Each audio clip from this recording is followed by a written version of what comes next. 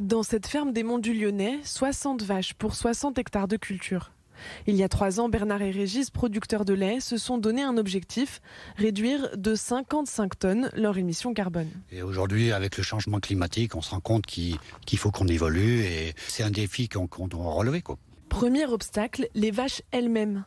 Le méthane, rejeté par les bovins, représente près de 60% de la production de CO2.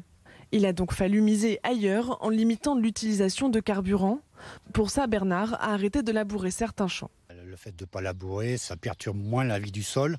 Plus radical, les agriculteurs ont accepté de troquer quelques hectares de maïs pour des prairies naturelles. Un changement qui a profité à toute l'exploitation. La production de lait n'a pas diminué. On a amélioré la quantité de fourrage avec des prairies. Au fil du temps, on se rend compte que l'herbe, c'est un très bon aliment. Une démarche éco-responsable, mais aussi une prise de risque pour ces deux agriculteurs. Ils ont reçu le soutien financier d'une entreprise engagée dans la décarbonation. Les deux agriculteurs ont pour objectif de réduire sur 5 ans les émissions de leur ferme de 55 tonnes. Et donc à l'issue de ces 5 ans, elles auront 55 tonnes de crédit carbone. En face, l'entreprise Foodles va payer à hauteur de 2 500 à 3 000 euros pour financer ce changement de pratique. En France, de plus en plus d'agriculteurs s'engagent pour limiter leur production de CO2.